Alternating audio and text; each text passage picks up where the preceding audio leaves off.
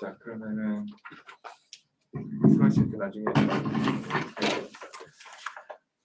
예, 그러면 지금부터 지속가능 회계재정 세미나를 시작하도록 하겠습니다. 오늘은 재정 사업에 대한 예비 타당성 조사 실태 분석 및 정책적 시사점이라는 주제로 김영록 강원대학교 교수님을 모시고 세미나를 진행하도록 하겠습니다. 김영록 교수님 간략하게 소개 말씀드리면 연세대학교 행정학과를 졸업하시고요. 그 다음에 경제 평화복지대학원에서 행정 석사를 하셨고 연세대학교에서 재무행정으로 행정학 박사를 하셨습니다. 그리고 박사를 받으시고는 한국행정연구원의 연구위원 기획실장으로 오랫동안 근무를 하셨고요.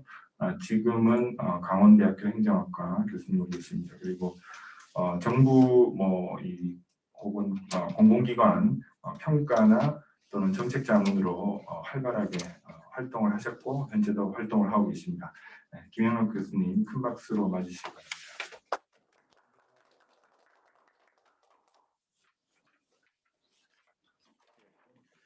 시작할까요? 네, 시작하시면 예, 오늘 우리 존경하는 김동환 교수님 모시고 여러 선배님들, 후배님들 모시고 또 세미나를 하게 돼서 아주 기쁘게 생각합니다.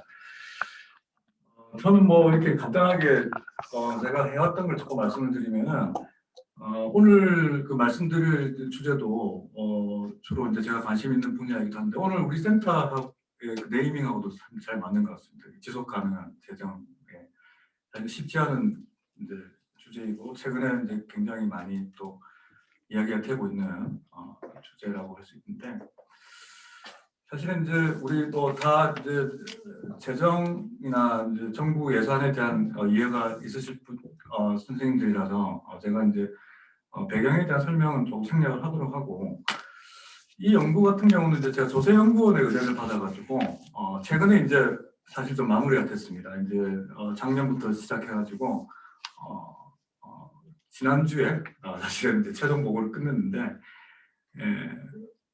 우리가 이제 예타다 그러면은 이제 정부의 재정 사업이 이제 실제로 사업화되기 전에 관문 역할을 하는 이제 사실은 중요한 우리나라의 아주 특색 있는 제도이죠. 그런데 문제는 이제 이 예타가 우리가 이렇게 잘 되고 있느냐, 사실 그런 이제 아주 기본적인 의문에서부터 시작한 연구라고 이렇게 보시면 될 것 같습니다. 그래서 이제 한 장씩 넘어가면서 이제 제가 이렇게 PPT를 급하게 정리하느라고 지금 제대로 정리했는지 잘 모르겠는데 제가 이렇게 누르면 넘어가는 거죠. 네. 배경은 예산이 이제 급속히 증가하고 있고 특히 이제 재정 사업에 대한 예타가 어떤 보완할 점이 있는지, 그러면은 실제로 이제 예타의 어떤 해당 사항이 있는 사업들, 그리고 예타는 어떻게 면제가 되고 또 어떻게 또 부처들이 회피를 하고 있는지 이런 것들을 제가 이제 관심을 좀 가져봤습니다. 그래서 실제로 이제 어떻게 이 작업을 이제 조세연구원하고 이제 할까 상의를 하다가 이거는 방법이 없고 실제로 이제 전수로 봐야겠다 사업을. 그래서 이제 2016년부터 2020년 사이에 신규로 착수된 사업들을 제가 이제 우리 나라 재정 그래서 이제 다 다운을 받아서 세부 사업 기준으로 이제 나라 살리면서 다운 받아서 이제 이렇게 보게 된 거죠. 자, 그래서 이제 사전 평가에 대한, 사실 사전 평가이기 때문에 이 사전 평가는 사실 또 이렇게 여러 가지 함의가 있습니다만은, 자, 우리 이제 실제로 우리나라는 이제 탑다운 예산 제도를 지향하고 있잖아요, 그죠? 그래서 이제 우리 이제 중앙예산기관은 총액을 확정하고 부처는 자율 편성하는 이런 이제 사실 그런 제도를 지향하고 있긴 합니다만은, 사전 평가 제도 같은 경우는 부처의 자율 편성 권한을 사실은 조금 어떻게 보면 컨트롤하는 역할, 제약하는 역할을 하고 있다 이렇게 볼 수가 있고, 그런 관점에서 보면 이제 사전 평가에 대한 사실 여러 가지 또 논쟁도 막 있습니다. 그렇지만 여기서 이제 그런 논쟁을 좀 생략하도록 하고, 기본적으로 이런 사전 평가나 예타의 필요성은 우리가 동의를 한다는 전제하에 그러면 예타가 이제 잘 진행이 되고 있는지 그런 현황을 일단 보기도 하고 또 이렇게 이제 이 제도가 어떤 모호성을 가지고 있는지를 사실 한번 볼 필요가 있겠다. 그래서 그 이제 재정 사업 중에 이제 총 사업비가 500억 이상이면서 국가 재정 지원 규모가 300억 이상인 사실은 사업에 대해서 이렇게 이제 쭉 봐야 되는데 자 여기서 이제 우리가 주목할 것은 그 기존에 이제 실시되었던 예비 타당 조사가 건설 사업이나 R&D 이런 그 정보화 사업 이 사업들은 거의 다 또 이렇게 잘 진행이 되어 왔어요 예타가. 자 그런데 문제는 뭐냐면은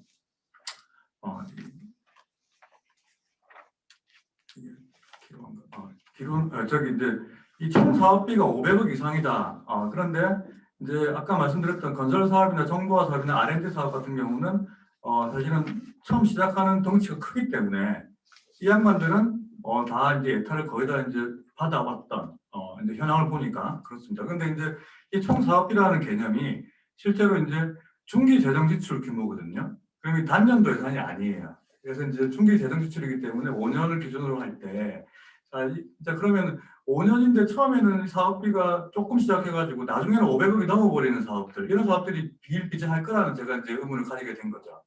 그래서 이제 사전에는 예타 대상이 아닌 걸로 이렇게 사업을 시작했다가 결과적으로 보니까 총 사업비가 500억 이상이고 국가재정 지원 규모가 300억 이상의 사업들이 날 거라는 거. 그래서 이제 뭐 이런 이제 이야기를 이제 조세현군하고 기본적으로 해봤더니 아마 그럴 거다 교수님 그러더라고요. 그래서 이제 한번 제가 이제 봅시다. 그러면 이제 주로 어떤 사업 이제 건설, 정보화 사업, R&D는 빼고 사회복지, 보건, 교육, 노동, 문화관광, 환경보호, 독립해양수산, 산업 중소기업 분야별로 이렇게 사업을 전수조사를 한 겁니다. 그래서 이제 연구의 뭐 한 범위 문제도 있고 그래가지고 기본적으로 예타가 잘 진행되었을 거라고 이제 우리가 봤던 이제 건설 사업이나 정보 사업 R&D는 빼버리고 제가 이제 나머지 사업들 우리가 흔히 이제 이렇게 예산이 좀 쪼개져 있는 이제 또 보면은 이제 세부 사업 기준으로 봤을 때는 이제 사실은 500억이 아닐 거라고 분명히 예상되는데 점점점 이렇게 우리가 이제 카멜 로즈라고 그러잖아요. 그래서 코를 이제 낙타의 코를 이제 들이밀어 가지고 예산을 점점점 확보가 커지는 뭐 이런 규모가 커지는 사업들 이런 사업들이 사실은 이제 중점적으로 제가 사실은 봤다 이렇게 이제 이해하시면 될 것 같습니다. 네, 사전 평가에 대한 의의는 뭐 일단 좀 넘어가겠습니다. 이거는 이제 제가 여러 가지 조사를 하긴 했는데 뭐 참고하시면 될 것 같고요.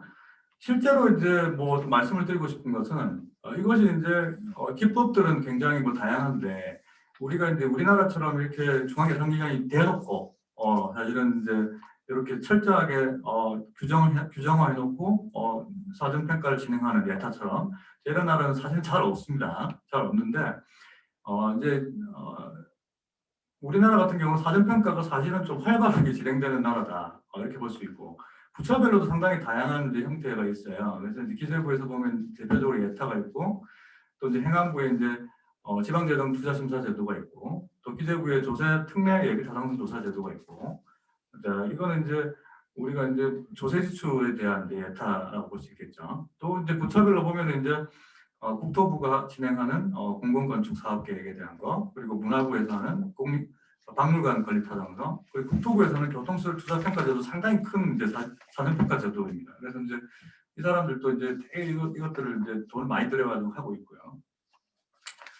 자, 그래서 이제 이런 이제 의의는 뭐 당연히 이제 사실은 대규모 예산이 투입이 되니까 사전에 이제 타당성을 이제 우리가 확보하기 위한 이제 제도들이 이제 사전평가 제도다 이렇게 이제 이해하시면 될 것 같습니다. 자, 뭐 부처에서 하는 자체적으로 하는 사전평가 제도하고 예타하고의 차이점인데요. 뭐 이거는 너무나 우리가 이제 잘 알 수 있는 듯이 사실은 이제 전문성은 이제 이들이 하는 평가가 사실은 전문성이 있다고 볼 수 있는데 자, 문제는 이제 이들이 하는 평가가 얼마나 이제 객관성을 가지고 있는지 자, 이런 데 이제 의문을 좀 가질 수가 있는 것이죠. 그리고 예타 같은 경우는 뭐 이제 이따가 다시 뭐 이야기를 많이 할 거기 때문에 일단은 좀 생각을 하겠지만 자 우리가 이제 관심 있는 이 중기 재정 지출 500억 이상 이 제가 화면이 다 보이시죠? 예. 네네. 예. 중기 재정 지출 500억 이상 이 문구가 사실은 국가재정법에 이제 규정이 되어 있는 문구인데 이 법령 규정이 사실은 상당히 이제 애매모호한 부분이 있다는 것이죠. 이제 총기재정지출 그리고 이제 나중에 보시면 아시겠지만은 예타의 면제 조항이 상당히 문제가 많습니다. 예타의 면제 조항이 10개 정도 되는데 사실은 이제 뭐 우리 대학원생들도 마찬가지고 우리 학자들도 마찬가지인데 뭐 예타 면제에 대해서 사실 뉴스도 많이 나오잖아요. 근데 그걸 볼 때마다 좀 애매하다. 이제 좀 이상하다는 생각을 많이 하시겠죠, 그죠? 그런데 이제 실제로 그것이 이제 현실적으로 나타나는 문제입니다. 그래서 이제 그거는 이따가 제가 좀 자세히 말씀을 드리겠습니다. 자, 사전평가자들 해외 사례는 좀 특이할 만한 것들은 이제 영국 사례, 뭐 그린북 이런 것들이 있는데요. 이제 그런 것들은 이제 자료를 좀 참고하셔야 될 것 같고, 자, 우리나라 이제 예타의 조사 현황과 내용 먼저 한번 보시면은, 99년에 이제 처음 도입됐죠, 예타가. 그래서 이제 사실은 이제 예타가 진행된 지가 우리나라도 이제 거의 한 20년 정도가 넘어간 상황입니다. 그래서 이제 조사 대상은 아까 말씀드린 대로 총 사업비 500억 이상, 국가재정 지원 규모 300억 이상인데, 자, 총기 재정 지출이 500억 이상인 사회복지, 보건, 교육, 노동, 문화 및 관광, 환경보호, 뭐 이런 여타 기타 분야의 사업들이 사실은 아직도 잘 안 되고 있는 분야이기도 합니다. 자, 그래서 이제 그런데 이제 우리가 예타의 그 면제 사업들을 쭉 보면은 이제 한 10개의 조항들이 이제 국가재정법에 규정이 되어 있습니다. 자, 그런데 공공청사, 교정시설, 초중등 교육시설 신축 사업. 자, 당연히 이제 누가 봐도 예타에 어떤 실익이 없는 사업이라고 볼 수 있겠죠. 자, 이런 것들은 사실 큰 문제가 없습니다. 자, 근데 두 번째 문화재 복원 사업 이런 것도 좀 이렇게 굉장히 클리어한 부분이라고 볼 수 있고, 국가 안보에 관계되거나 보안을 요하는 국방 관련 사업. 이거는 누가 어떻게 하는지 잘 몰라요, 지금은 사실은. 그래서 이제 재정 사업도 잘 안 드러나는 부분도 있고요, 이거는. 네, 그리고 이제 4번 남북 교류 협력에 관계되거나 국가 간 협약 조약에 따라 추진되는 사업. 자, 그리고 5번 도로 유지 보수 이런 것들, 노후 상수도 개량 이런 것도 예타 면제입니다. 상당히 돈이 많이 들어간 사업입니다, 이것도. 자, 그리고 이제 재난 사업들, 6번은 재난 사업들입니다. 재난 복구라든지 재난 예방. 재난도 이제 재난 예산을 전공하는 분들도 있으실 것 같은데 재난도 상당히 예산에 대한 이슈가 많은 영역입니다. 근데 이제 재난 복구 예방 대비 뭐 이런 여러 가지 차원에서 돈이 많이 들어가고 있죠. 자, 이런 것들도 예타 면제입니다. 자, 그리고 법령에 따라 추진해야 할 사업. 자, 이것은 이제 의무지출이라고 볼 수 있겠죠. 대표적인 의무지 사업들, 그리고 사회복지 사업들. 자, 그래서 이런 사업들은 또 예타를 면제받고 있습니다, 지금. 자, 그리고 이제 출연 보조기관의 인건비, 경상비, 융자 사업들. 자, 이런 것들도 예타의 실익이 없다고 보고 있고요. 자, 10번이 상당히 이제 문제가 되는 겁니다. 자, 이제 10번 같은 경우 잘 보시면은 지역 균형 발전, 긴급한 경제, 사회적 상황 대응, 그리고 국가 정책적으로 추진이 필요한 사업들. 자, 그래서 이들 사업들은 예타 면제 사유를 내 가지고 국회 상임위원회 보고를 하고, 자, 그리고 이제 이 사업들은 반드시 구체적인 사업 계획이 사전에 수립이 돼야 됩니다. 그리고 국가 정책적으로 추진이 필요해서 국무회의를 거쳐 확정이 돼야 되는 거죠.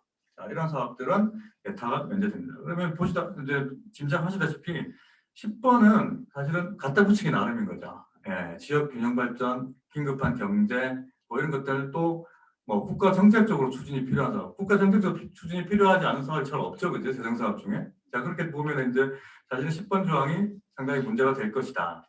자, 그리고 이제 또 문제가 되는 것은 이런 사업들이 또 이제 그 사전에 사업 계획이 확정이 돼야 됩니다.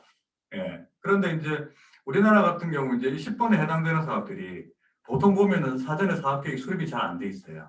예. 작년에 이제 그 대통령이 이제 굉장히 강조했던 K-뉴딜 사업들 이런 사업들이 이제 국무회의 통과 이후에 사업 계획이 수립이 됐거든요.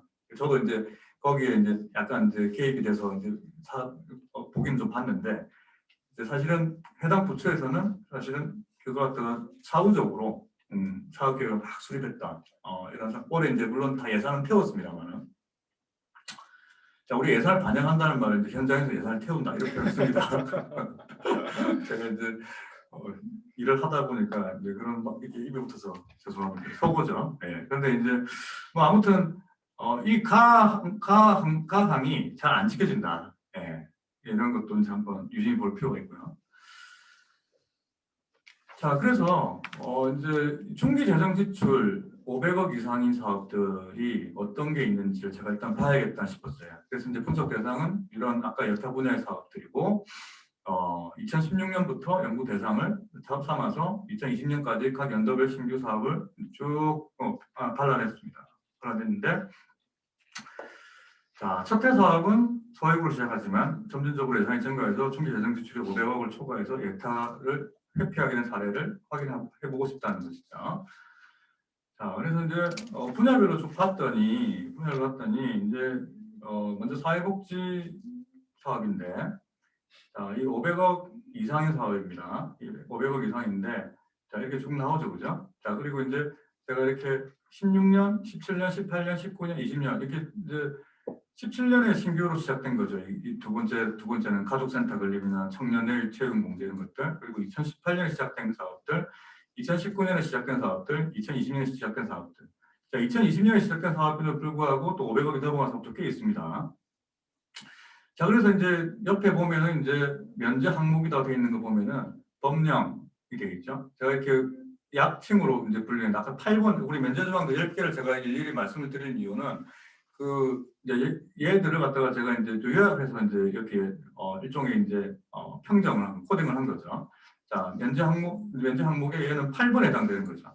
자, 이 교육급여라는 거는 원래 생활보호 대상자의 대상으로 이제 급여를 하는 사업인데, 자, 이거는 원래 복지부 소관이었는데, 교육부 소관이었는데 복지부로 넘어온 케이스입니다. 그래서 이제 사실상 신규 사업이 아닌 거죠.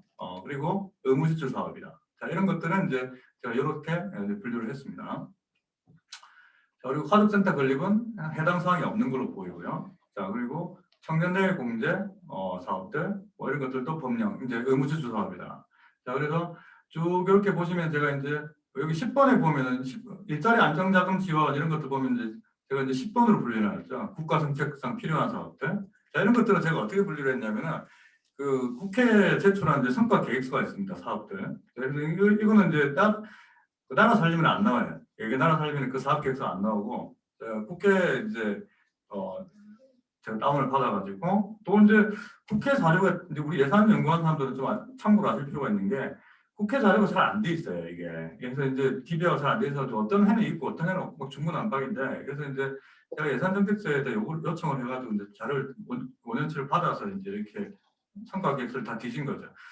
자, 그런데 뭐 이거 좀 다른 이야기인데 우리 예산 연구하는 사람들은 가끔씩은 이런 이제 노가다성 작업을 좀 해야 됩니다. 결국은 이게 제일 빠르거든요. 예, 안 그러면은 자료의 객관성이 많이 떨어져요. 그래서 이제 이런 부분들은 참 이렇게 힘든 부분이긴 합니다만은 어쩔 수 없는 부분이기도 하고요. 그래서 사실은 좀 시사점을 만들어내려면은 어쨌거나 이제 이런 자료를 좀 다 봐야 되는 거죠. 이건 지금 이게 PPT가 좀 업데이트가 잘 안 돼 있는데 제가 이제 여기 지금 해당 없음이라고 되어 있는 부분들 있잖아요. 해당 없음이라고 되어 있는 부분들은 사실은 이제 뒤에 다시 이제 제가 최종 보고서 작업할 때 바꿨는데 이게 두 가지입니다. 이제 이게 이제 실제로 소관이 바뀌거나 이제 사실은 계속 사업의 성격을 가지고 있는 사업들이 있어요. 이제 이런 아이들은 다 이제 해당이 없는 거고 사실은 더 큰 문제가 있는 것들이 뭐냐면은 불분명한 것들이죠. 이제 예타 면제 조항이 어디에 해당되지도 않는데 얘들이 이제 면제를 받은 거죠. 근데 지금 죄송한데 PPT가 지금 해당 없음으로 다 불분명한 해당 없음으로 지금 뭉쳐져 있습니다. 그래서 이제 그런 것들 제가 이제 좀 이렇게 뒤에 바꾸긴 했는데 뭐 참고로 뭐 이렇게 보시면 될 것 같아요. 자, 그래서 이제 이렇게 쭉 보시면은 이제 교육 분야도 이제 사실은 뭐 국립대학 노선박 건조 승선 실습 지원이 돈이 되게 많이 들어가는 사업인데 자, 이거 약 3천억 정도 들어가는 사업인데도 불구하고 얘는 어디에도 예타에 대한 어떤 면제 조항이라든지 이런 것들이 잘 나와 있지 않습니다. 물론 이제 이렇게 이야기를 할 수 있겠죠. 이거는 사실은 뭐 재난 예방에 해당되는 사업 아닌가요, 교수님? 이렇게 물어볼 수 있지만 사실은 이제 예타를 면제받으려면 성과 계획서에 그걸 적시를 해야 되는 거죠. 그죠? 그래서 이제 우리가 봤을 때는 뭐 당연히 어디 항목에 해당이 될 수는 있습니다. 갖다 붙이면 되는 거니까 이거는. 그렇지만 성과 계획서에 그게 적시가 되지 않은 것들은 제가 해당 없음으로 다 코딩을 한 겁니다. 자, 그리고 이제 경상비 출연 이런 것들은 아까 9번 항목에 해당되는 거고 의무지출도 있고요. 자, 그리고 대학 혁신 지원 사업이라고 있는데 이거 이제 이것도 사실 좀 문제가 되는 사업입니다. 이제 이 사업 같은 경우는 예전에 이제 박근혜 정부 때나 이럴 때 이제 에이스 사업이나 CK 사업이나 이제 대학 재정 지원 사업들 뭐 이런 사업들이 이번 정부 들어가지고 합쳐졌어요. 한 뭉치로. 그래가지고 이제 대학 혁신 지원 사업을 해가지고 학생 수대로 이제 나눠줍니다. 아예. 그래서 이제 큰 학교들은 많이 받아가고 적은 학교들은 적게 받아가는 이런 학생 수가 이렇게 이제 구조가 되어 있는데 이 과정에 넘어가는 과정에서 이걸 어떻게 계속 사업을 볼 수는 없는 거죠. 이게 완전 사업 성격이 많이 바뀌었기 때문에. 근데 예타를 면제를 받았어요. 자, 그래서 이제 그런 이제 뭐 사실은 시행상에서의 어떤 공백들이라든지 이런 것들도 있다는 것이죠. 자, 그리고 이제 뭐 이렇게 쭉 보시면은 면제 항목들을 이렇게 구분을 해놨습니다. 자, 이렇게 이제 또 이제 문화 관광도 얘들도 좀 문제가 많은 분야인데 이제 여기 보시면 이제 문화 창조 융합 셀트 구축 사업 이렇게 있죠, 이거. 예, 이거는 이제 소위 말하는 최수지 사업입니다. 예전에 이제 박근혜 정부 때. 그래서 이제 문재인 정부가 들어서면서는 이제 전액 삭감이 되긴 했습니다. 그래서 이제 근데 이 사업은 어디에도 해당이 없습니다. 이 진짜 문제가 되는 거죠. 그리고 평창 문화올림픽 지원, 뭐 평창올림픽이니까 이제 사실 당연히 지원해야 되는 거 아니냐. 그런데 이제 여기 보면 문화가 들어가 있죠, 그렇죠? 그래서 이제 올림픽하고 조금 이제 사실 걔가 다른 건데, 자, 이런 것들도 이제 국가 정책상에 필요한 요청에 의해서 했다고 볼 수도 있지만 성과 계획서는 그런 내용이 없기 때문에 제가 이제 해당 없음으로 분류를 했습니다. 나머지는 이제 다 이렇게 써 있는 겁니다, 얘들이. 제가 이제 임의로 한 게 아니고, 이제 보시면은 여기 성과 계획서에 법령에 의해서 추진되는 사업들이라든지 문화재 복원 사업들이라든지 자, 이런 사업들은 이제 이렇게 예타 면제가 되어 있습니다. 참고로 이제 이번 문화재 복원에 대한 이제 사실은 예타 면제 사업은 이거 딱 하나입니다. 백제 역사 유적 지구 보존 관리고요. 자, 환경 분야도 좀 이렇게 돈이 많이 들어가는데 예타가 잘 안 되는 이제 좀 피해가는 이런 사업들이 있습니다.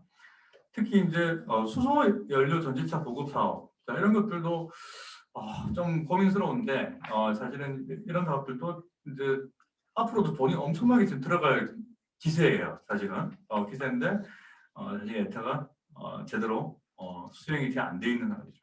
설령 우리가 예타 면제 조항에 해당된다 하더라도 저는 이제 그런 입장입니다. 예타를 왜 면제했는지 한 번 더 면밀하게 검토를 해봐야 되는 거 아니냐. 예. 왜냐하면은 이 수소 연료 전차 사업 보면은 2018년부터 약 3년간 보면은 돈이 약 5천억 원 가까이 투입이 됐는데, 자, 이게 사실은 타당한지 안 타당한지를 갖다 한 번을 봐야 되는 거 아닌가 하는 생각이 들고요. 자, 그래서 이제 뭐 미래환경산업투자펀드 역시 마찬가지 맥락입니다.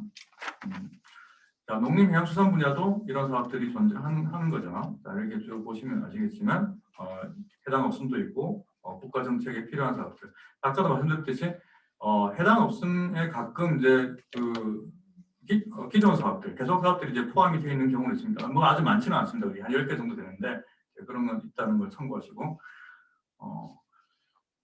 자, 그래서 이제 쭉 봤더니 이제 면제 사례를 분석해 봤더니 자, 문화재 보건 사업들, 유지 보수, 그리고 재난, 법령, 그리고 인건비, 경상비, 그리고 국가 정책에 필요한 사업들, 그리고 여기저기에도 해당이 되지 않은 사업들, 자, 이렇게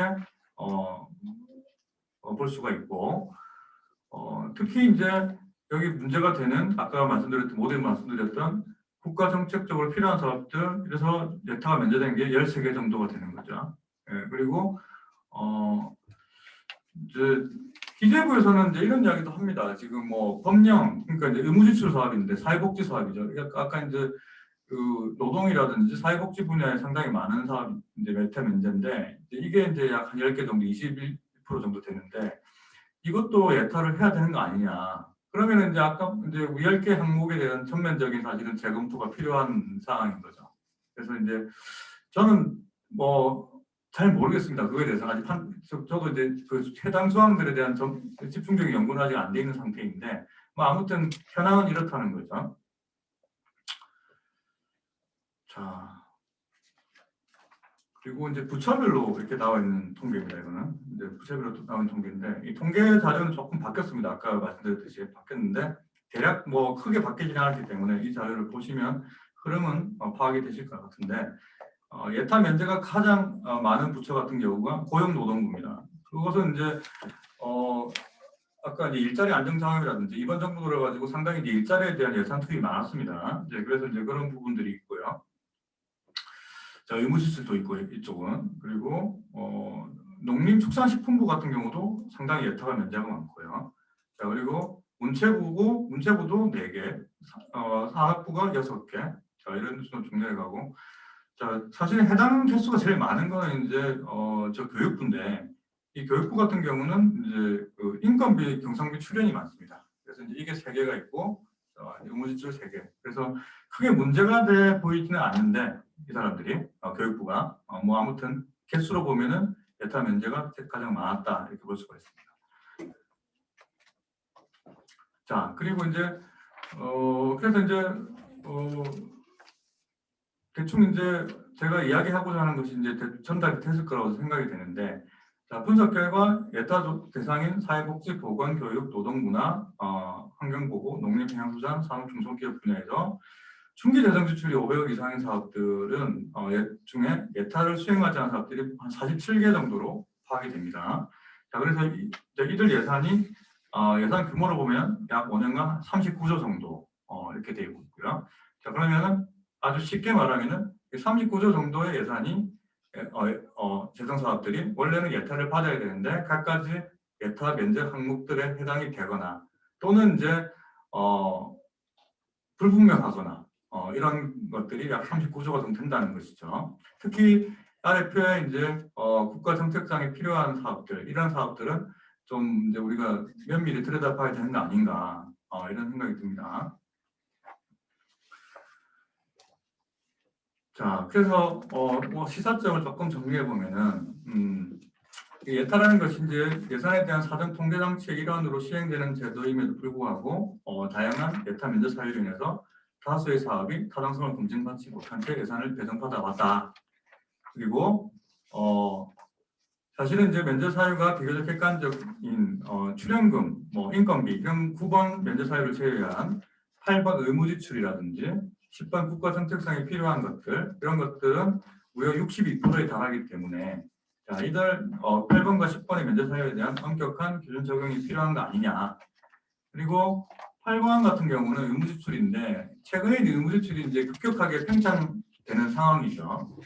제가 이제 최근에 이제 의무지출이 몇 %인가 이렇게 봤더니 지금 70% 정도로 막 압박하고 있는 상황인데 우리나라 재정이 그러면 이제 국가가 재량적으로 쓰는 돈이 거의 없어지고 있다는 이야기거든요. 그래서 이제 물론 이제 그런 이제 예산의 집행 구조라는 게 재원 배분 구조가 사실은 이제 고령화된 선진국형 구조이긴 합니다. 자, 그런데 우리나라는 그 속도가 너무 빠르고 제가 이제 얼핏 기억이 나는 게 제가 이제 대학원에서 처음 그 예산 공부를 이제 집중적으로 하기 시작할 때 그때 이제 우리나라의 의무지출 비중이 한 40% 정도였거든요.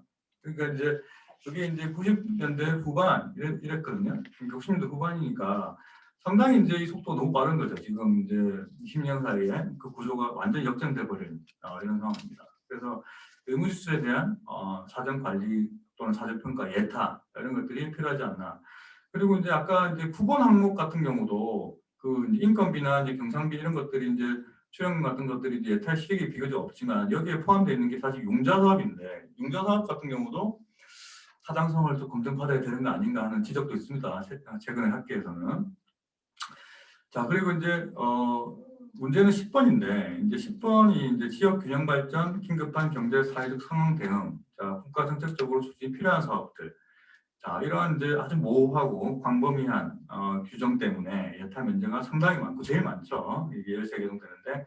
자, 그래서 얘네 같은 경우는 이제 사실은 이것들이 정말로 이제 긴급한 경제 사회적 상황에 대응하는 사업들인지 이런 것들에 대한 검증이 필요하다는 것이고, 자, 그리고 이제 굉장히 정치적으로 결정이 되는 상황이라서 자, 이것들을 어떻게 한번 예타 그 제도 안에 이제 집어 넣을 것인가가 필요하다, 고민이 필요하다 이런 이야기입니다. 자, 그리고 이제 예타 면제 사유가 불분명한데 예타 조사를 받지 않은 사업이 10개. 자, 이렇게 나와 있는데요.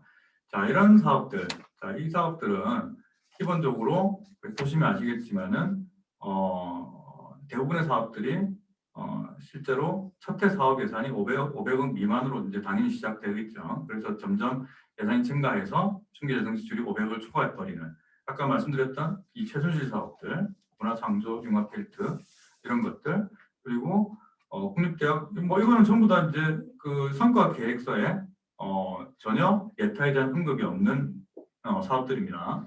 그래서 이제 제가 예타 면제 사유가 불분명한 것들. 자, 그래서 여기 보면은 여기는 이제 계속 사업들은 다 빠져 있는 상태네요. 그래서 이제 오롯이 예타 면제가 불분명한 사업들이라고 보면 되겠습니다. 그래서 이런 사업들에 대한 어떤 부처의 어떤 예산 회피 기법들, 자, 이런 것들을 어떻게 우리가 이런 전략적인 행태들을 사실은 제어할 수 있을 것이냐, 자, 이런 고민들을 해야 될 것 같고, 가령 이제 그 문화창조 융합필드 사업에 이제 제가 성과 계획서를 이렇게 뒤져봤더니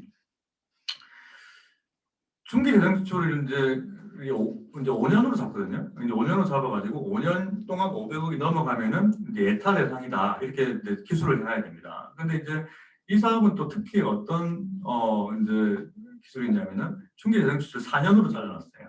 그래서 이제 예타를 회피하기 위해서 완전히 이제 대놓고 회피하기 위해서 이제 중기 재정 지출을 4년 기준으로 잘라 아주 우리나라 재정 사업에서 이례적인 이제 사업인데, 예, 그때는 이제 뭐 이렇게 그런 이제 전행이 일어났다고 볼 수 있는 거죠. 자, 그리고 나머지 사업들도 사실은 이제 어떤 뭐 제가 볼 때는 그 10번 항목에도 해당이 된다고 볼 수도 있는데 이런 것들이 그럼에도 불구하고 전혀 그런 데 대한 내용이 없고, 그리고 소액으로 시작된 것, 뭐 가령 이제 가족센터 걸리거나 이런 것들은 특히 이런 건데 2017년에 이제 50억을 예산을 배정받았습니다. 제가 볼 때는 설계비가 반영이 된 거예요. 설계가 반영이 됐는데 이게 이제 18년 예산이 죽었다가 또 다시 살아나는 경우, 자, 이런 것들이 있고요. 자, 전형적인 카멜로우스 기법으로 볼 수 있는 거죠. 자, 그렇습니다. 자, 그래서 이제 이들 사업들 어떻게 할 거냐? 이들 사업이 사전적으로 이제 이 사람들을 이 사업들을 사전적으로 완전히 검증해내는 것은 불가능합니다. 그래서 이제 예산을 50억 받을 수도 있고요. 그리고 몇 억 받을 수도 있겠죠. 자, 그런데 이제 사후적으로라도 사실은 예타가 만약에 외적인 타당성을 확보하려면 사후적으로라도 중개재정지출 기준으로 500억이 초과한 사업들에 대해서는 심층평가라든지 어떤 그런 기법을 통해서 우리가 왜 회피를 받았는지, 왜 면제를 받았는지, 왜 그 당시에 예타를 회피했는지 이런 거에 대한 검증이 필요하지 않을까 하는 생각을 해봤습니다. 이거는 이제 조세연구원하고 이제 기재부의 입장이 좀 반영된 거기도 합니다. 제 말씀은. 그래서 이제 그렇게 제가 이제 연구를 정리를 했습니다. 자, 제가 이제 좀 투서 없이 말씀을 드렸는데 좀 전달이 잘 됐는지 모르겠네요. 이상으로 발표를 마치겠습니다. 네. 네, 감사합니다. 그 예비타당성 조사가 사실은 이런 좀 비효율적인 사업을 사전에 좀 방지하자 이런 이제 취지를 가지고 제도를 시행을 했는데, 지금 말씀해 주신 것처럼 여러 가지 이제 그 사유를 불분명한 사유를 들어서 예비 타당성 조사를 회피해서 실제 사업이 추진되고 있는 사업이 많다. 네, 그런 부분들을 좀 실제 데이터를 가지고 잘 설명을 해주시는 것 같습니다. 그러면 좀 일단 먼저 우리 질문을 좀 받고요. 그 다음에 또 계속 얘기를 이어나가도록 하시죠. 혹시 우리 학생들 질문 있으면 질문 좀 해주시고. 네. 네, 발표 정말 잘 들었습니다. 그 마지막에 말씀해주신 그 사후적 외적 타당성을 통해서 좀 심층 평가를 함으로써 이제 예비 타당성 면제를 받았던 사업에 대해서 뭔가 피드백을 줘야 한다는 말씀을 하신 것 같은데, 그렇다면 이미 예비 타당성 지금 분석을 하셨던 그 대상들 중에서 이제 매년 그래도 성과평가를 통해서 피드백을 받는 사항들이 있을 텐데, 혹시 그 부분에서 이제 살펴보신 바 있으면 좀 더 이야기 듣고 싶습니다. 예, 아주 그 중요한 포인트인데, 이제 제가 이제 그 최종 보고를 하고 이제 글을 쓰다가 이제 실제로 이제 그런 문구가 있습니다. 이제 여기는 이제 생략이 되어 있는데 이들 사업들도 이제 부처 내에서 이제 어떤 우리 재정사업 자율평가라든지 뭐 다양한 이제 평가 체계 안에 들어가 있는 건 맞아요. 그런데 이제 그들 사업들 같은 경우는 이제 그들 평가 같은 경우는 다 우리나라 평가들이 특징이 그렇습니다만 이제 단연도 평가이죠, 그죠? 그래서 이제 이 사업에 대한 이제 계획이 잘 수립이 됐는지, 집행 단계에 문제가 없는지, 그리고 결과가 잘 나타났는지, 자, 이런 큰 체계 안에서 이제 평가가 이루어진다고 볼 수 있고, 자, 우리가 아까 말씀을 드렸던 이제 왜 니네는 예산을 처음에 조금만 끼워 넣어가지고 나중에 이렇게 사업을 키웠느냐는 이런 문제는 지적은 거의 없는 상태이거든요. 그래서 이제 만약에 이제 사후적으로 검증을 한다면은 이제 그런 관점에서 예타 회피 관점에서 왜 면제를 받는 관점에서 한번 점검이 필요하다는 것이고, 만약에 필요하다면은 이제 그렇게 해서 이제 문제가 된 사업들이 발생할 수 있는 거잖아요, 그죠? 그래서 문제가 발생하는 것은 사실 우리나라 이제 재정사업 평가 체계에 보면 이제 핵심 사업 평가라든지 신청 평가 제도가 있기 때문에 그런 것들을 활용을 해서 좀 더 심도 있게 들여다볼 필요가 있다는 취지라고 볼 수 있겠습니다. 네, 감사합니다. 또 혹시 질문이나 예. 정말 전문적인 내용을 쉽게 말씀해 주셔서 조금 재밌게 들었습니다. 제가 잘 몰라서 좀 이렇게 좀 질문 내용이 질이 떨어지더라도 이해를 예. 부탁드리겠습니다. 저도 잘 몰라요. 이게 그 각 부처의 그 성과 계획서만으로 첫 시행 당시 예산액만으로 이제 그 타당성 심사를 하는 것인지, 아까 말씀드렸던 그 사후적 검증 말씀을 해주셨는데 예산이 중간에 이렇게 증액되는 경우는 사실 좀 많이 힘들잖아요. 정치적인 부분도 굉장히 많이 개입을 해서. 그래서 시행 당시 예산액만으로 평가를 하는 건지 예비투자 타당성 조사를. 그리고 하나 더 질문을 드리자면 중앙도 사실 중앙인데 지방재정 같은 경우도 투자심사제도가 굉장히 문제가 많다고 제가 알고 있거든요. 이번에 코로나 때문에라도 심사 면제나 뭐 이런 절차를 굉장히 간소화한 것으로 알고 있는데 혹시 교수님께서 이쪽으로도 좀 문제의식이 있으신지 좀 여쭤보고 싶습니다. 예, 그것도 뭐 아주 뭐 사실은 중요한 지적인데, 자, 우리나라 이제 그 사업의 이제 재정사업의 성과 계획서 신규 사업 기준입니다. 신규 사업 기준으로 보면 이제 중기 재정 지출 규모를 적시하게 돼 있어요. 예, 그래서 이제 중기 재정 지출이 이제 500억 이상이다 이러면 당연히 그 전에 예타를 받았어야 되는 거죠. 예, 근데 이제 문제는 이제 신규 사업 중에 이 중기 재정 지출이 500억 이하라고 표현은 돼 있는 것들, 이런 것들이 또는 언급이 안 돼 있는 것들. 자, 이런 것들이 문제라는 거죠. 그리고 이제 아까 그 10개 사업들은 그런 언급이 없는 사업들인 거죠. 예, 그래서 이제 당연히 이제 500억 이하면은 이제 사업 예타 대상이 아닙니다. 예, 그리고 이제 사후적으로 이제 500억이 넘어가 버리는 아이들이기 때문에 얘들은 이제 그래서 이제 제 그 필터링에 들어오는 거고, 말씀하신 대로 이제 지방재정투자심사제도 같은 경우는 훨씬 더 문제가 많습니다. 이거는 뭐 당연히 이제 이건 어디에 문제가 있냐면은 이제 이게 참 뭐라고 해야 될지 모르겠는데 이제 각 광역에서 이제 사업을 올리거든요. 사업을 올리면은 이제 행안부에서 그 사업들한테 심사를 하게 돼 있는데, 실제로 이제 지방재정투자심사제도가 이제 이루어지는 거 보면은 사전적으로 이제 이 사업들에 대해서 약간 이제 정리를 하고 올리는 이제 경우가 있기 때문에, 그래서 이제 제가 볼 때는 이제 이 사업 이게 이제 심사 과정도 좀 면밀하지가 않고 특히 이제 예타하고 차이 나는 부분들이 이제 심사의 역량인데, 자 이제 예타 같은 경우는 기본적으로 이제 어쨌거나 이제 국제연구기관 3개가 이제 들어가 있죠, 그죠? 예, 지금 이제 원래는 이제 KDI가 중심으로 하다가 이제 스태피하고 R&D는 원래 스태피가 있고 키스텝인가요? 기억이 안 나는데.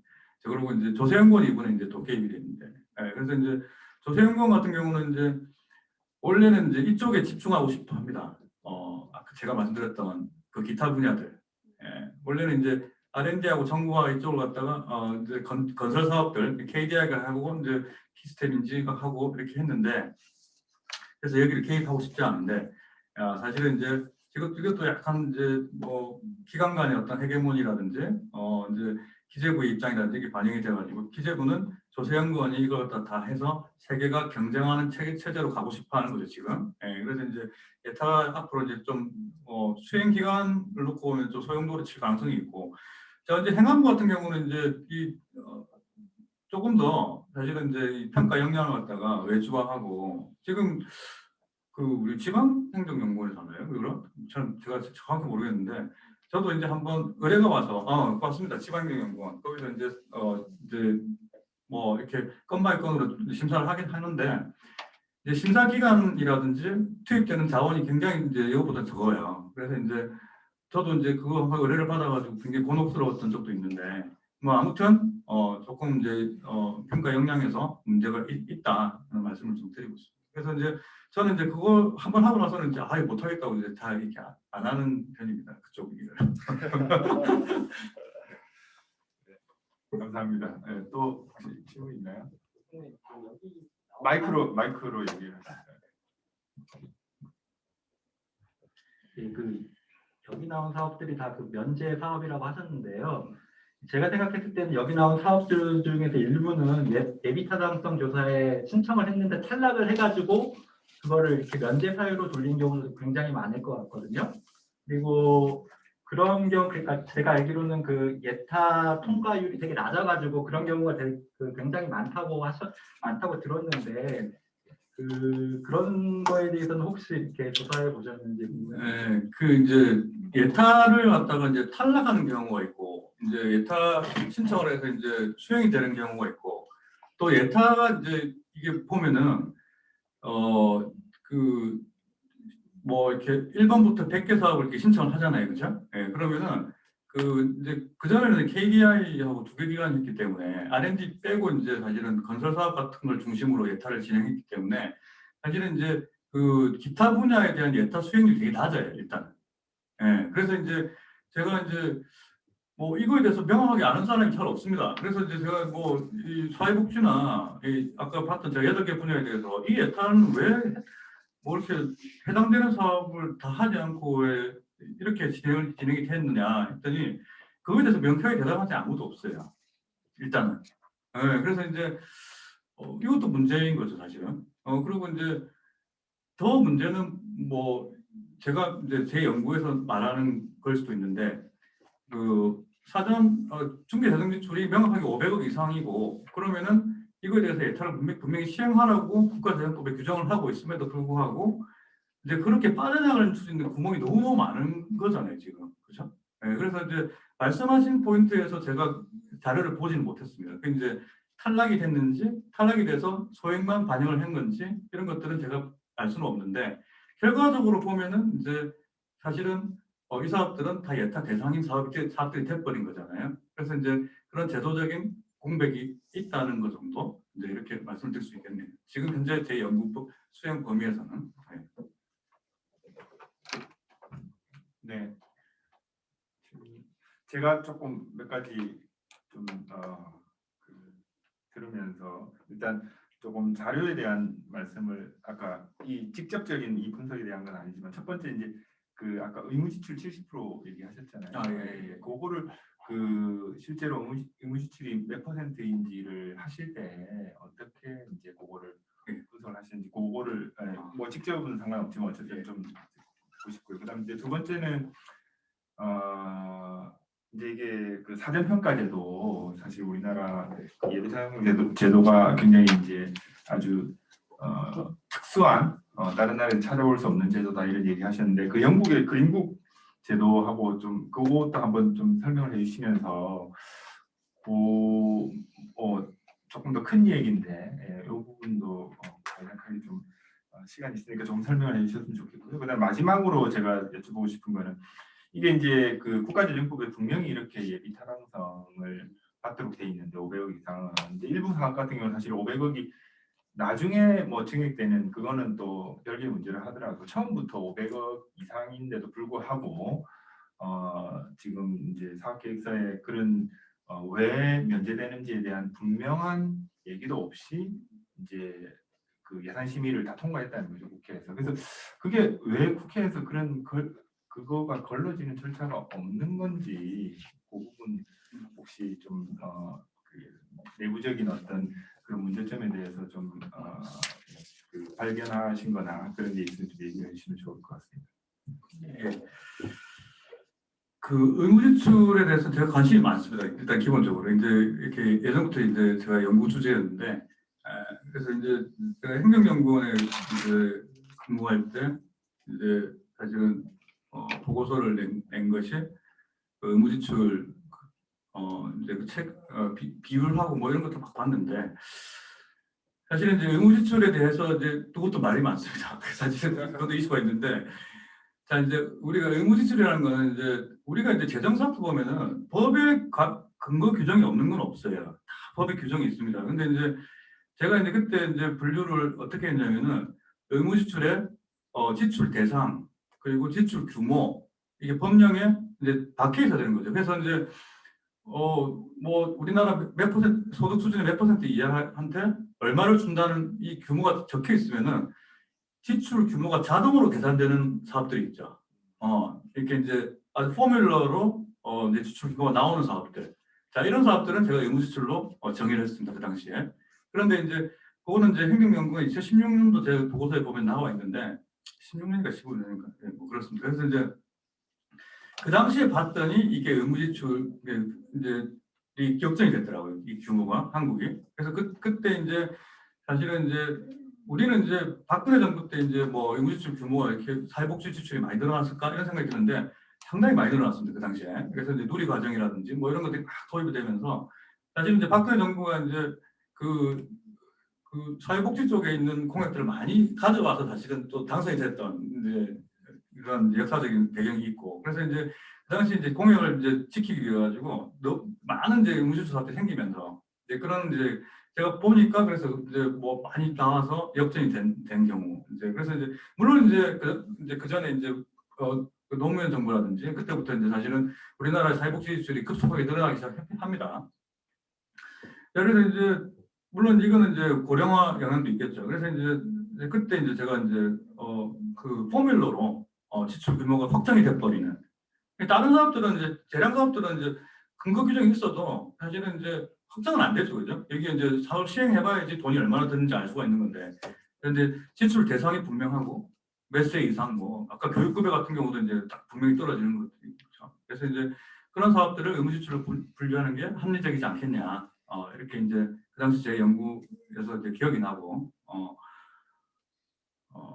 그리고 이제 뭐 답변이 되는지 모르겠네요. 네. 그리고 이제 네, 됐습니다. 네, 사전평가 제도 같은 경우는 사실 저는 조금 이게 뭐 아주 이제 그 우리나라 이제 그 2004년도에 4대 재정개혁 소위 그래서 이제 총익배분 자율편성 예산제도를 도입하면서 이제 부처에다가 자율편성 권한을 주는 나라가 대외적으로 된 거잖아요, 그렇죠?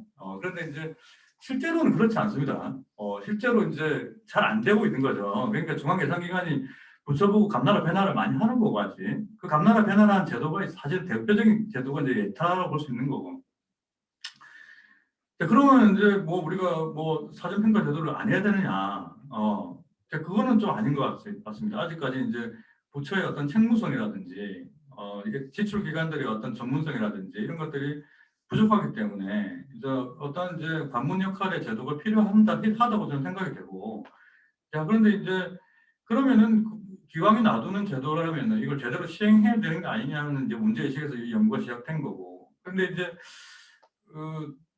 우리가 흔히 아는 이제 총액배분 자율편성 예산제도 이제 또는 뭐 2단계 예산 과정 뭐 이런 것들을 제대로 이제 하는 나라는 스웨덴 빼고는 거의 없다고 저는 알고 있고. 그러면 이제 실제로 이제 뭐 영국 같은 나라 뭐 아까 이제 그린북 제가 이제 영국 보고서에는 그런 내용이 좀 나와 있는데 그린북으로 이제 예산이 조정된 사례들 이런 것들도 이제 제가 좀 이렇게 적어놨습니다. 보고서에는 제가 보고서가 이제 언제 릴리스가 되는지 모르겠는데 그래서 이제 나오면 제가 한번 보내드리도록 하겠습니다. 근데 이제 독일도 이제 그린북 말고 독일도 이제 영국 같은 제도가 있을 때 FTP라고 또 있는데 이제 이런 것들도 독일도 이제 굉장히 이제 사실 인프라 건설 사업 이런 것들 많이 하는 나라였고 그래서 이제 사전에 이제 그런 평가 제도들이 있더라고요. 근데 이제 그런 제도들을 통해 가지고 이제 예산이 조정되거나 사업에 대해서 사실 좀 견제구를 날리는 이제 이런 제도들이 있다는 거죠. 그래서 이제 그거 외에는 거의 못 본 것 같습니다. 그래서 이제 영국하고 독일에서 FTIP 그러니까 이제 FTIP인데요. 이제 그래서 이제 그런 그 두 개 제도들 그래서 이제 그거는 이제 제가 보고서에 이제 해외 사례로 이런 적시를 해놓은 부분이고. 자 그리고 이제 그 마지막 주신 코멘트가 사실 좀 문제가 되는 거죠. 그러니까 이제 그 500억이라고 써놓고 어떻게 회피할 수 있느냐. 그래서 이제 여기 보시면 이제 저는 이제 이런 의문 들더라고요. 성과 계획서를 쭉 보니까 자 이건 500억 이상임에도 불구하고 사전에 이제 500억이라고 적시하는 거예요. 이제 500억 이상이다 중개재정 지출이. 자 그런데 이제 얘는 이제 법령에 이제 의해서 시행되는 사업이기 때문에 이제 소위 말하는 8번 면제 조항이죠. 이제 이런 것들은 이제 예타 대상이 아니다. 이렇게 이제 부처에서 써요. 써서 사업 계획을 냅니다. 자, 그러면 이제 일단은 우리 예산 과정이란 그렇잖아요. 이제 사실은 이제 뭐 국회에서 국무회에서 통과가 되고 국회에서 이제 뭐 각 상임위원회에서 이제 검증이 좀 돼야 되는데 각 상임위원회가 사실은 그 개별 부처의 어떤 그런 사업 계획서를 갖다가 검증하는 역할을 하는 게 아니고 자, 이 상임위원회 같은 경우는 예산에 사실은 수호자 역할을 합니다. 우리나라 같은 특정이. 그래서 이제 이 양반들이 뭐 가령 교육위원회다. 교육위원회가 교육부 예산을 갖다 이렇게 심도 있게 들여다보는 게 아니고 부처에서 이렇게 올렸으니까 우리는 이걸 지켜야 된다는 입장이 굉장히 강해요. 그래서 이제 자 우리 올해 예산 잘 됐습니다. 교육위원회 이렇게 하고 이제 끝나고 이제 물론 예산결산특별위에서 검증을 해야 되는데 이제 예산결산특별위원회는 행정부로 보면 중앙예산기관의 역할을 하는 거죠. 자 그런데 이들 같은 경우 또 예산 과정이 너무 짧아요. 그래서 뭐 개수 조정하다가 끝나버리는 경우이기 때문에 실제로 이제 부처에서 행정부에서 국무회에서 땅땅땅 올린 예산안에 대해서 이걸 갖다가 예타 면제 조항에 대해서 이제 적절성을 검토하는 과정이 사실은 거의 없다는 거죠. 그래서 이제 교수님께서 뭐 아주 중요한 지적을 해주셨는데 이제 이게 뭐 이제 법령에 규정이 되어 있어서 필요한 사업이다. 근데 제가 봤을 때 이제 아까 말씀드렸던 그 의무지출에 해당되는 사업이냐 이게 그러면 포뮬러로 예산 지출 규모가 다 이제 나와버리는 그래서 이거는 뭐 누구도 토론을 할 수 없고 법령이 통과돼 버리면은 자 뭐 얼마가 딱 들어간다 이게 확정이 돼 버리면 사실은 예타는 크게 필요는 없겠죠. 예, 그러면 이제 이 사업이 필요하다고 생각이 되면 이제 계산이 더 필요 없는 사업들은 사실은 그 정도는 인정해 줄 수 있는데, 예, 그게 아닌 이제 8번 사업들이 있을 수 있다는 거죠. 사업 시행 과정에서 막 또 시행령이 바뀌는. 그러니까 이제 우리나라 의무지출들이 또 문제가 뭐냐면은 제가 이제 예전에 그 연구 과제에서도 제가 기억이 나는데 사실은 의무지출이면은 이 지출 대상이나 지출 규모를 갖다가 바꾸는 걸 굉장히 까다롭게 만들어놔야 돼요. 그러면은 그게 뭐냐면은 적어도 법률 수준에서 규정을 해놔야 된다는 거죠. 법률 수준에 규정을 해놔야 되는데 법률이 아니고 어떤 의무지출은 시행령이고 어떤 의무지출은 법률이고 막 중구난방입니다. 네, 그것도. 그래서 제가 그걸 갖다가 이제 아마 논문으로 낸 적이 있는 것 같아요. 그래서 이제 뭐 이제 논문으로 냈었는데 그걸 갖다가 이제 가장 문제가 뭐냐면 우리나라 의무지출들의 문제가 어떤 것들은 규정 수준이 굉장히 높아요. 법률에서 이제 규정을 해놔가지고 국회에서 지출 대상이라든지 지출 규모라든지 또는 비율이라든지 이런 것들을 다 결정을 한 의무지출이 있는 반면 또 어떤 의무지출은 뭐 시행령에다 해놓고 또는 저기 이제 부처에 분명 규칙으로 해놓은 경우도 있고 규정으로 해놓은 경우도 있고 이게 너무 중구난방이라는 거죠. 예, 그래서 이제 그런 부분들은 우리나라 의무지출 체계가 가지고 있는 아주 큰 문제점이라고 볼 수 있죠. 그런데 이제 그 예타로 다시 돌아와서 이제 그 부처에서 봤을 때 이제 이게 이제 뭐 의무지출입니다. 그래서 자 통과시켜 주십시오. 그러면은 이제 기재부만 통과하면은 이제 국회에서는 사실상 검증할 수 있는 체계는 없다. 이렇게 볼 수 있는 거고. 또 이제 그게 국회의 어떤 이해관계에 맞아 들어가면 더더욱 그런 건데요. 사실은 이제 국회에서 이제 그런 걸 갖다가 이제 검증할 수 있으려면은 성과 계획서에 쓰여 있는 내용들을 잘 면밀히 봐야 되는데 우리 알다시피 성과 계획서를 수정하거나 이런 것들이 잘 없어요. 상임위원회에서. 네, 그래서 이제 그런 문제들은 상당히 이제 심각한 문제다 이렇게 볼 수 있겠죠. 네. 그 조금 네. 클래리파이 하기 위해서 그러니까는 지금 교수님 말씀은 성과 계획서를 이제 예산 심의를 받을 때 낼 때 일단 그 중기재정계획상의 500억 이상인 사업 같은 경우에는 기본적으로 예타 면제 대상 사업이다. 네. 법에 의해서 그거를 명시를 하고는 있다는 얘기. 명시를 해야죠. 명시를 하고는 있는데 네. 이제 그거를 다시 보니까 실제로는 그 중에서 어느 호에 해당되는지가 불분명한 경우도 있더라. 그런 얘기인 건가요? 그건 아니고요. 예. 예, 그건 아니고 자 이제 요 자료를 좀 보면서 이야기할 거예요. 이게 되나요 지금? 네.